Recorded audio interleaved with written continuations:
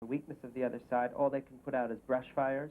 So it's this isolated issue, that isolated issue, that isolated issue, with no comprehensive knowledge that will really be able to hopefully turn the thing on its head. Again, you'd have to say people differ, but all too often I think this is true. It's another form of personal peace and affluence. I don't want my boat rocked. And the real reason is intellectual honesty, seeking after truth. On that basis, that is reason alone, if we believe in truth, to fight for something, correct? Well, I've said over and over again, there's only one reason to be a Christian. It's not because they'll make me feel good. It's not because then what can I get from God? None of those things. That I get a big emotional boost out of it. That's not the reason. There's only one reason for anybody to become a Christian. That's because on their own level they know it is truth. The truth of what is. The truth of the totality of what is. The what-isness of what is. Beginning with the existence of God, the objective existence of God, but the reality of the total of life. On this basis, we should become a Christian. Now, the same thing is now we can work backwards. If that really is your view, don't you see then that you are fighting on every front and you have a unified battle base because everything's united. What I love about Christianity is that you don't have something about cosmology over here and something about the future over here and something about medical ethics here. They're all united under the heading, under the head rather, the apex of Christianity, which is there is a personal, infinite God who objectively exists and who has created and spoken. So everything is a unit, and nothing's unconnected in the Christian thought forms. Now, on that basis, we fight on every front on the basis of truth. So as there's only one reason, as I see it, to become a Christian, that is because it's true, the basis we should be fighting on is not because it's cutting into my affluency, but because it's truth. These people are destroying truth.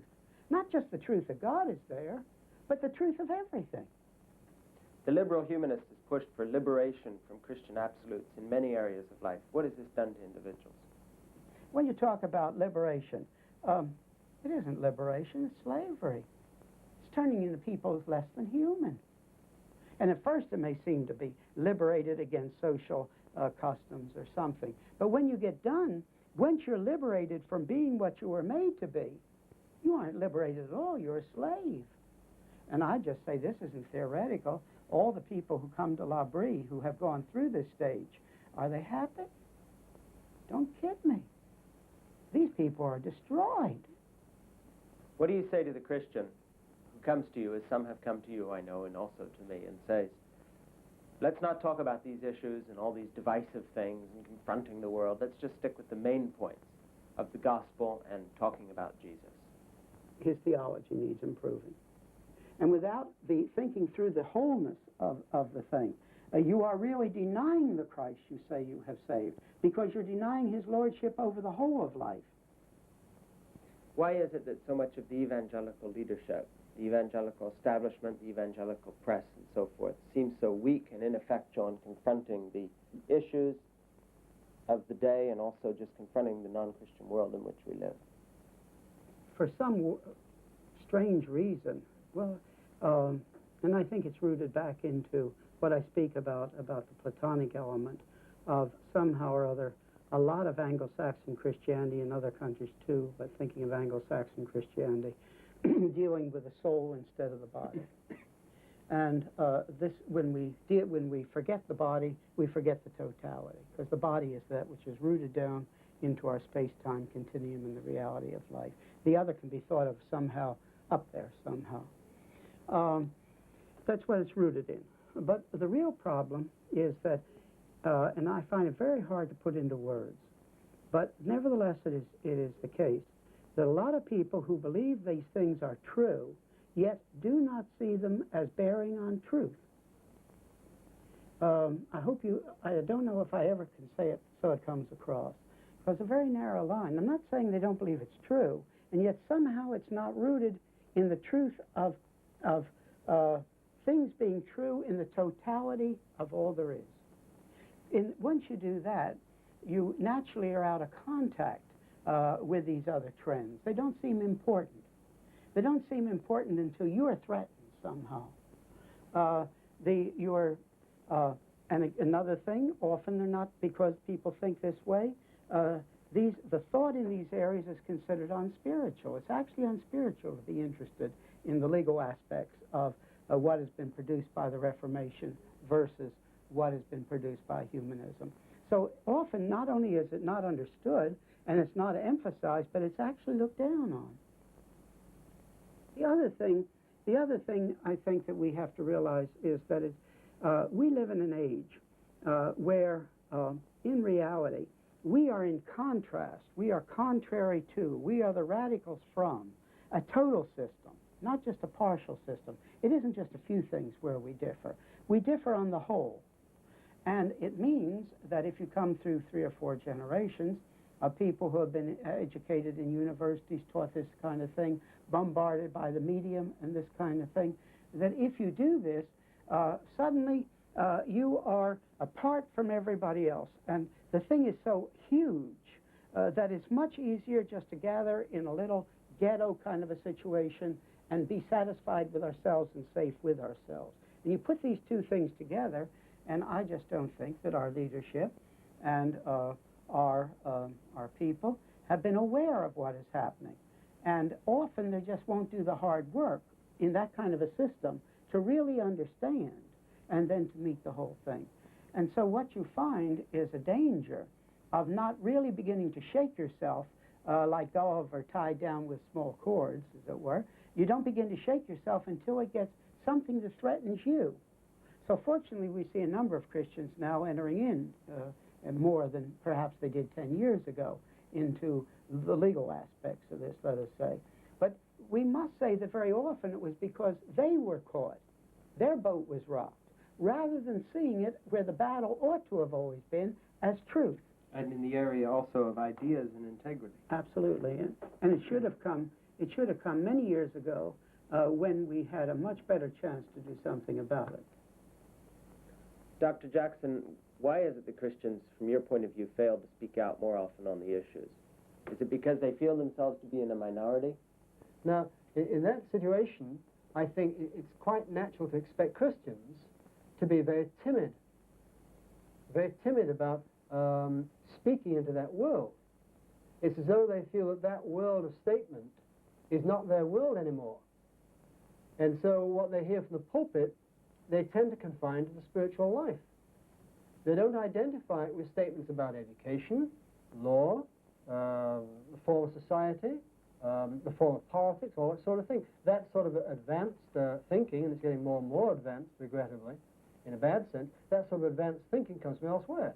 And so that sort of division, and it doesn't come overnight. If I'm right in this analysis, this is something which comes gradually, but it has a devastating effect because it comes so gradually. Now that's one thing I feel about this. Now, you could comment in a moment. Let me just make the second point, though, as to whether you think it has any virtue to it. Second point I would think of is with regard to Christian scholars.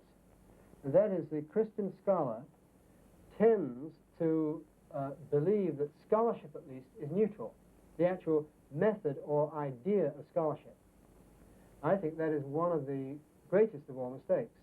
I want to come back to something Jeremy says, if I may, and that is, as we say about the truth used to come from the pulpit, I would say it's a little bit broader than that. The truth you heard when John Harvard started Harvard University was the same kind of truth, basically, in a different discipline, a different field. You heard the same message from both sides. John Harvard, when he founded Harvard University, and those who were immediately with him to train an educated ministry, that's why Harvard was started, you would have heard the same message from the pulpit and from the school. Now, the schools have become humanist-dominated, and then I think all you say follows. And instead of the Christians seeing what was happening, being aggressive, and saying this really, even if I'm standing against the growing wave, I'm going to stand against it, then I think what Jeremy says is right, that even the Christian scholar tends to become quieter and quieter and quieter, and not in his detailed scholarship. He's in order to live in this university academic world, he must trim his cloth. Humanism has abolished Christian ethics. Has it replaced the Christian ethic with an ethic of its own? Totally. And so what do we have now? So we have pure relativism. I would say again, though I may have said before, that you have a mathematical certainty. And that is, if you begin with that which is finite, whether it's the individual or all society, you can never come to an absolute. All you can come to is a statistical average. So consequently, it isn't that humanism happens to have brought forth relativism. It's humanism must bring forth relativism. And now we've come to it. Would you say that this failure to bring forth a moral absolute and therefore such chaos in society, really, and also authoritarianism as it moves into the vacuum, could be pointed out as the chief failure of humanistic thinking in this generation, just as the French Revolution was the chief failure of humanism from the Enlightenment, and the dissolution of the republican ideals in the city-states were the chief failure in Italy? Is this failure to produce a moral imperative the chief failure of humanism in our age? Well, I wouldn't like to. I think it's the most obvious one. It's the one which troubles people the most, the one that is most clearly to be seen. I wouldn't want to separate that from what I think is even perhaps most basic, and that is the real failure of humanism to give any value to man. So in the area of existence, what we call metaphysics, in the area of existence, he has no answers, and specifically no answer to a value of man. Now, that cannot be separated from what we're talking about in principles, in morals, and in law. They're related. But the most obvious one, the thing which suddenly begins to trouble people, which begins to cut home on their own comfort, is undoubtedly the relativism in principles and morals. It's worth saying 1,000 times. We have not proceeded from a Judeo-Christian ethic to another ethic. We have moved from a Judeo-Christian ethic to no ethic.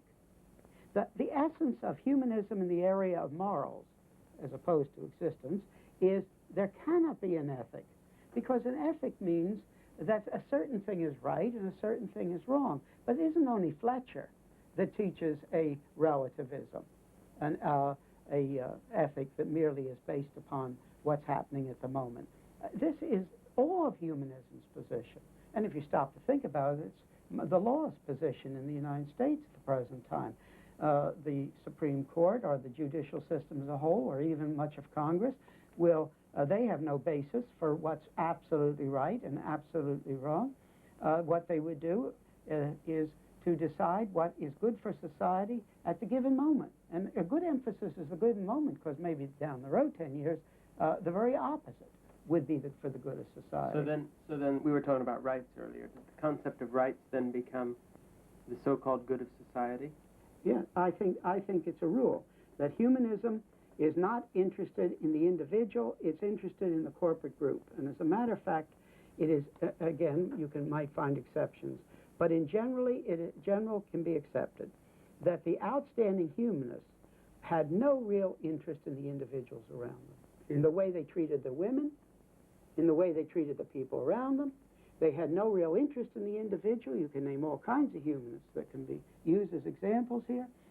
Their interest is not in the individual. It is in this conglomerate, this abstraction. That's a good word. It's the abstraction of humanity and society. Where is humanistic thinking, do you think, most vulnerable in the sense of being open to challenge, not from the Bible, but just from the reality of what we have around us? Well, reality in the sense of the total of existence that we can perceive. Well, I think if we could only make people see it, is that it has been a failure at every single point. There isn't a single point that it hasn't been a total failure. And anywhere, and now I want to say something that to me is sort of the heart of the whole matter. Anywhere where humanism secular humanism, seems to have produced something good, it has always done it as what I would call a Christian heresy. Such as? And by that, I mean that they use the things which only have meaning under a Christian thought form, and they take it over for themselves. And they use it without the right to use it. The only reason it can function at all and doesn't show itself as the bare skull and the bare iron fist is because it uses the Christian concepts without either the base for those Christian concepts or the limitations upon them. What in the end, then, is the answer to the monstrous inhumanities which humanism has produced in our culture? The answer to humanistic thinking is a full-orb Christianity and not a truncated one. And that you confront, you may have to confront it in practice in bits and pieces, as we said, bushfires or something. But in reality, the real Christian ought to come out and he ought to say, this whole thing is truth that I have in the totality of Christianity, and what you have is a complete lie, a complete falsehood, and meet it on every front simultaneously, of any meaning to people, showing that they can't have any meaning to people, in the factor that it's going to lead and has led to pure relativism, to show that there's a complete failure on every front. And you can go back to Jeremy's example of the Enlightenment, behind that, the humanist elements, the Renaissance in our own day. And what we ought to do is to come out and challenge it as a totality.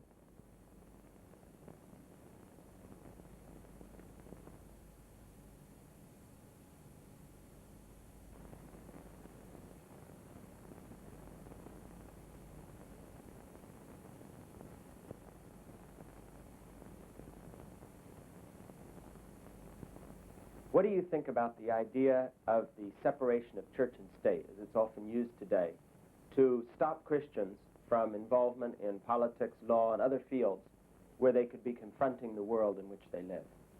I feel the modern concept and the uses made of the concept of the separation of church and state is absolutely inane. I can't say any stronger. It is not rooted in history. It is not a reality on the basis of the history of this nation. And it is also stupid, and I'm really using strong words purposely that I usually don't use, for the simple reason that it gives one side an advantage which is no more neutral than the other side. So I would go back into the history of our country. You must remember that what the founders of this country had in mind were the state religion, the state religions of Europe, in which one church dominated and was connected with the state, and every other, we'd call them denomination or group, was simply on the outside. They were second-class citizens. This has continued in Europe since I've lived there. In Sweden, for example, though it's past now, the state church concept is still very much a part of Swiss thinking, curiously enough, in the various cantonal churches. And these people were tired of this. They came over here for freedom, and they did not want anyone, now I'll use sect in a very wide term, not a bad sense, any one sect to dominate the country. So the separation of church and state, as I understand it, and I'm sure I'm accurate here, only was the concept that there should not be any state church. Now, interestingly enough, and Dr. A state church to the exclusion of other churches. Other churches. Any dominant state church. Now, Dr. Jackson will be able to confirm this, but as I understand it, when this went through, and this became law, in actuality there were 2 or 3 individual states in New England who actually had state churches confined to the individual state as against the whole nation. Even this wasn't considered contrary to what was being passed. Well, as soon as you say that, you see the picture. Therefore, you must see what they really had in mind. It was simply that there was not to be this one dominant body. Beyond the very, very clear illustration of the state churches and the individual states is the fact that it's very clear as you read the individual writings of these men, and as you think of the Constitution itself, which looked to God and so forth, from the very beginning, opening the Congresses with prayer, and et cetera, that one thing was certainly true, and that is, while they did not want a set state church, at the same time they had no idea of this separating the government from Christianity and religion. They wanted freedoms of religion, and specifically that meant in that day the Judeo-Christian consensus. So these people would have been absolutely shocked at what is being used, the use that's made of it now, as though anything religious cut across the state church the state religion questions. Well, I have a question then, and that is, if that is indeed the origin, why then do we find ourselves in a position today in which sometimes in terms of really mild involvement compared to some social types of activism of a more extreme form, churchmen or people with religious convictions are almost told to shut up out of hand without a hearing on the basis that you keep to your church business, whatever that is, we'll run the secular state. The two can never meet, as if somehow they were biased and bigoted, and the other side were the neutral people, and nobody seems to challenge that. Well, I think the church people have bought a bill of goods as the years have gone on. They have accepted what has been brought across out of the humanist consensus, and they have accepted their deliberate interpretation of it without really having fought back. And I must say that we must look back over the, say, last 50 or 60 or 70 years or something and say that we wonder that brilliant men in the church and in the theological seminaries and so on have allowed this concept to grow without challenge. And it really is almost ununderstandable why they've done this. But what we have done is to allow the humanist consensus to become so accepted as normative that now we accept these definitions. Definitions such as? The definition of the fact that as soon as you raise any religious principle in the area of government, you are transgressing the separation of church and state. We use on our coins, "In God We Trust." Congress can open with prayer. We do all kinds of things like this. When the president takes an oath, he takes it on the Bible. All this is happening. And yet at the same time, in other places, you have this complete dichotomy of it not being possible to use a schoolroom that is paid for by state money, for an independent group of people coming together to have a non-forced, voluntary time of religious discussion. The dichotomy illustrates where we have come from to where we've arrived. Why is it that way, though? Well, it's because, and we must be very firm here and clear, the humanist consensus has taken over. And people have accepted as the thinkable now, and they forget all these other things that really are that which is normative to our history. But it seems to me that the humanist side takes the Constitution and things like this and attempts to use them as their proof text to keep us, let's say, as Christians, out of the system. How can they turn it on its head when you say it was written by men who would have been appalled at that? Just simply that you can take anything, and if you can reinterpret it to make it fit your own position. Jeremy, you were... You can have a pure humanism, which the man in the street and the man in the pew might regard as something natural, just something out there which is neutral. Pure humanism, which is a real worldview, which is its own sort of religion, but never regarded as a religion, because religion is only the thing that goes on inside a church. I think that is where it tends to hit most of us inside the church or inside the grocery store. What do you say to a silent Christian leadership that seems determined not to rock the boat, no matter how bad things get, to convince them to not only get involved themselves with the issues of the day, but also to be involved with getting their people in the church to confront the world? The first thing we have to do is to make the church realize and beg the church to realize that Christianity covers the whole of life. And we can never say that too many times. That we must not allow some sort of an element to come in that Christianity deals with some sort of a nebulous, I don't mean nebulous in the sense that it isn't real, but a nebulous spiritual thing that stops at reality of life. What we have to realize is that Christianity, if it is truth, really truth, if that's the case, and that's what all Christians should believe, then it should cover the whole of life. And this must begin in the church.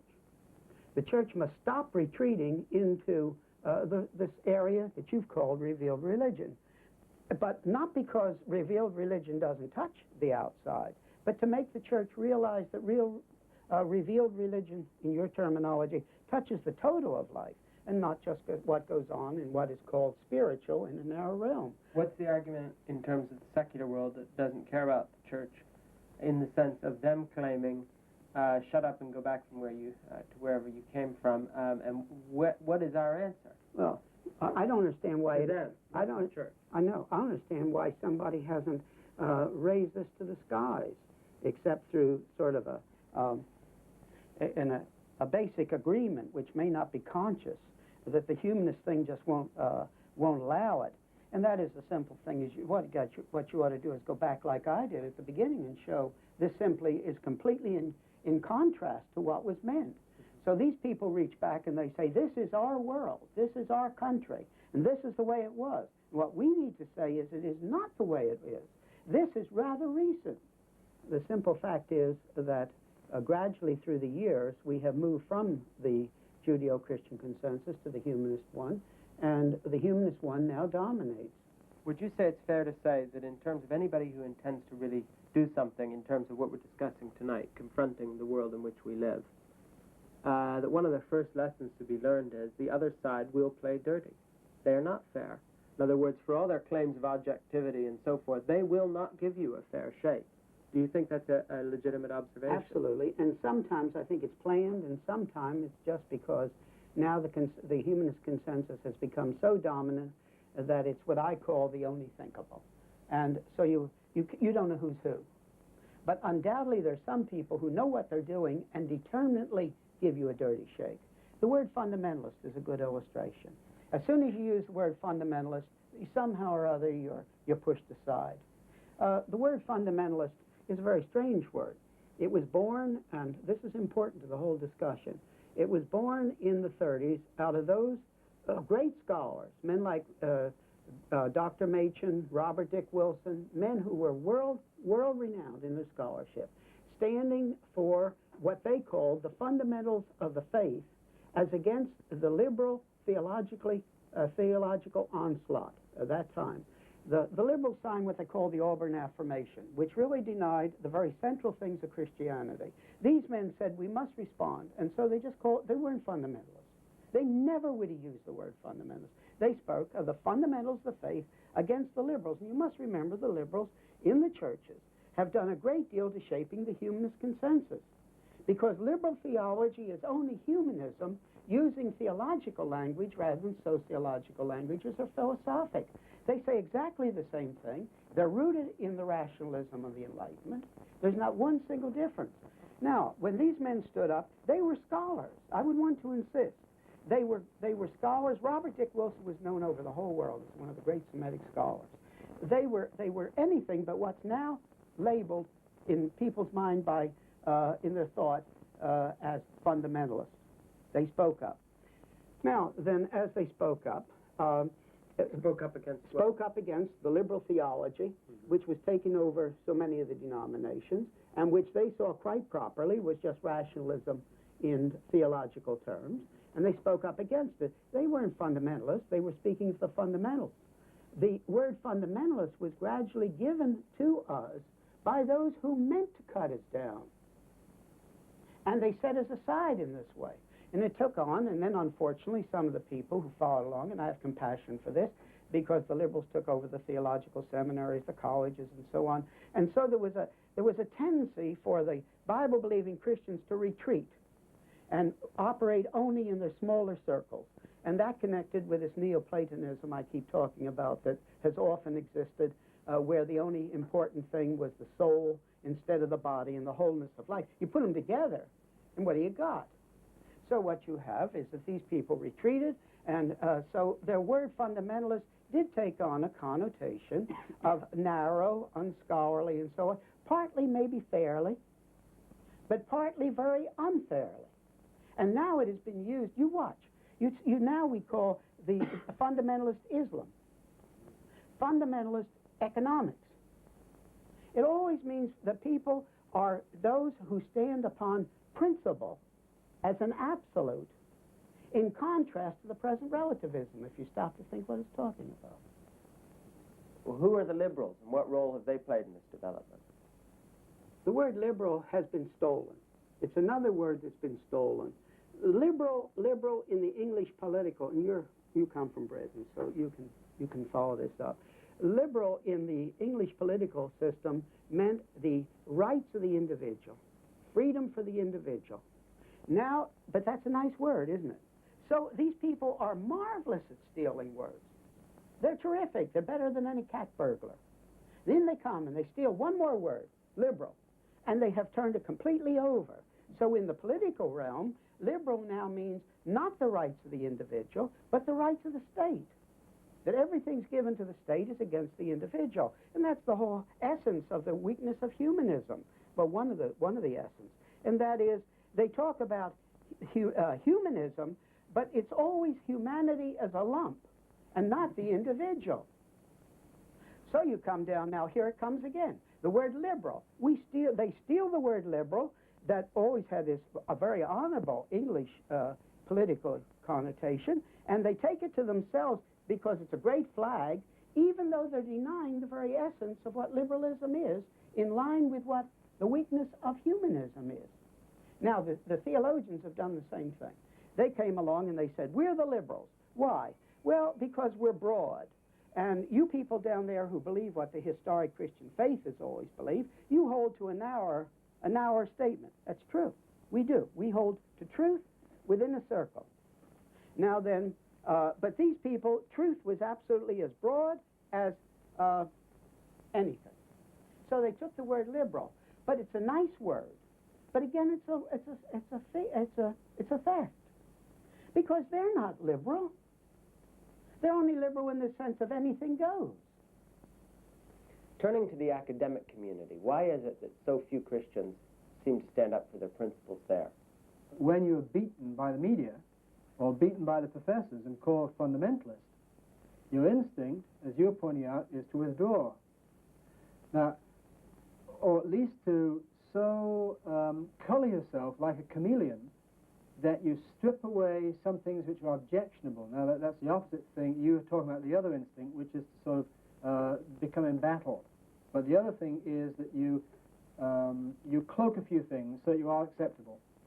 And in fact, the sad thing is that often enough, it's the men and women who have particular leadership ability and good minds who could confront, who have either been silent where they should have spoken, or have simply doctored or modified what they have to say, so that they don't raise a stink.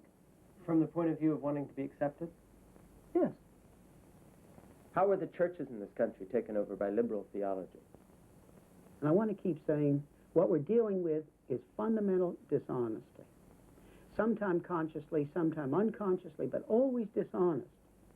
And what happened when the churches were taken over by this liberal theology, and this is not a side issue, because if the churches hadn't been taken over, there would have been a bulwark there. But the churches were largely taken over. And as they were taken over, these men used our terms in different meanings, exactly like the word liberal, like all these words. They came in and they would speak of Christ, they would speak of many things that really to the poor man sitting in the pew. I've had great sorrow for the man sitting in the pew, the man and the woman, because they've been fooled, they've been hoodwinked. It was the pastors who destroyed the people. If back in any of those times you could have had a grassroots vote, they would have believed in general the basic things that constitute historic Christianity. But gradually the seminaries were taken over. The bureaucracies were taken over. And these people deliberately, and I mean deliberately, fooled the people. As Christians, when we look at the issues, how do we decide, first of all, what is our final authority? And then, which issues are key issues on which there should be no disagreement and we should present a united front? And which are the more peripheral issues in which there's room for individual dictates of conscience and differing points of view among true believers?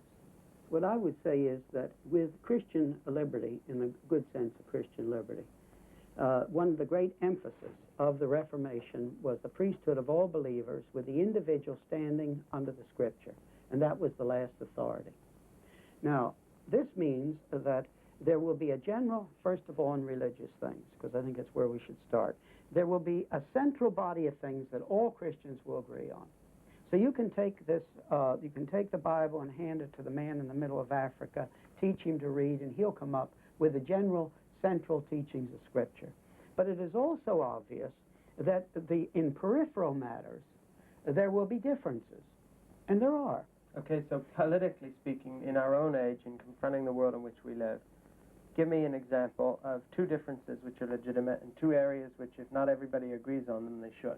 Yeah, well, what I would say is, continuing this, though, in that if that's true religiously, it's obviously going to be true politically. So therefore, what you do is to come to some issues which no Christian ought to differ on. Give me an example. Abortion. To my mind, that's the clear one. I cannot see how any Christian in politics, any Christian in public life, can fail to take a stand for human life when human life is so central to the Christian teaching. And there's this unbreakable link between the existence of the infinite personal God and the uniqueness of human life. And then beyond that, the issue of human life is not static. It will spread out not just in infanticide, not just into euthanasia, but the downplaying of humanness in every area. I would just say flatly that no Christian ought to vote for anybody, no matter how Christian the candidate claims to be, if he isn't clear on this issue, because this issue is so central, so clear, that for a man to take a different position on this, I'm not saying he isn't an individual Christian, but he's denying the essence of the Christian teaching. Are there other issues that strong that you'd say, get off the boat entirely unless you agree on this? This is as clear, I think this is the clearest one. But yes, I think there are others. I mean non-religious issues. I'm not talking about central doctrinal points now, political. Yeah, I would say there are others.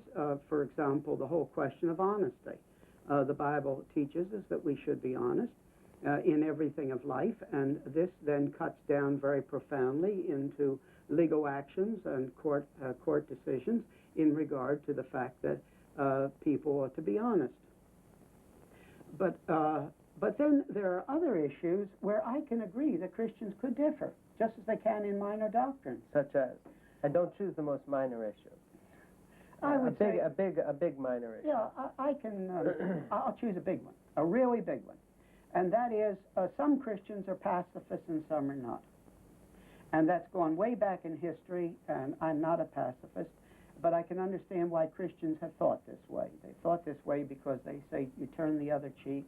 And this ought to be extended to the state, and the state shouldn't use any force. I think their extension is mistaken, but I can understand they've made it. Now then, if you were in Congress, this would influence your vote as to defense, these other things. I think the vote would be mistaken from my viewpoint in the geopolitical situation we face, but I can understand a real Christian, two Christians might vote differently because of this. Where you couldn't understand, for instance, some Christian being positively for an abortion program. It's unthinkable to me. What is your opinion on the actual form that our government ought to take from a biblical perspective? We have to have, in a fallen world, and this more or less ties in now, in a fallen world, I do not believe there's one absolute form of government that's better than another. The checks and balances that were given to us by the Reformation were there because they realized all men were sinners. And I think this is the best form of government in a fallen world. As Christians confronting a fallen world in which we live, what part does force play in confronting the issues and the ideas of a non-Christian secularized world, especially in the areas where it produces great inhumanity? As we confront these problems, does force play any part at all? In a fallen world, there are many places where force must be used with tears, and we don't like it. But we must realize that in a fallen world, in all the orders, that if there's going to not be chaos, there has to be some form of limitation. And even in the church, there's church discipline. And people don't usually think of it that way, but in a sense, this is a way. This is, in some sense, not physical force, but force. It means that if somebody departs in doctrine or in Christian life, the church officers discipline him. That's force in its own order. Now, when we come to government, I think the same thing is true. You must realize what government's all about in a fallen world. Government is coming down and sorting out the rights of people. And often, and almost always, law gives the right of one person in protection to another. So why do you arrest a thief? You're limiting his liberty, but because it's necessary for somebody else. he is doing something that is wrong against the other person. Now, so what you do is have force, and you arrest him, you put him in jail.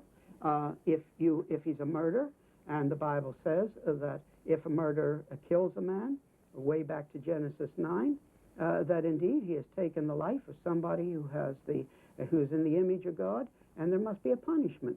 Now, when we come to the question of when my society, when my government grows absolutely corrupt, it must be seen in the total thing, and not just as an isolated discussion. And that is, in a fallen world, the bottom line often becomes, with tears, force. Now, when I come to this, when I come to this place, I must weigh the fact, where is my government at the given moment, and decide what is the appropriate action. But if my government begins to, in an absolute and continuing and constant sense, begin to act and command that which is contrary to the law of God, it abrogates its authority. And that's what we must remember. There's a principle here. When God states, and Christians often say the wrong thing here, they act as though anything the state commands, you should obey.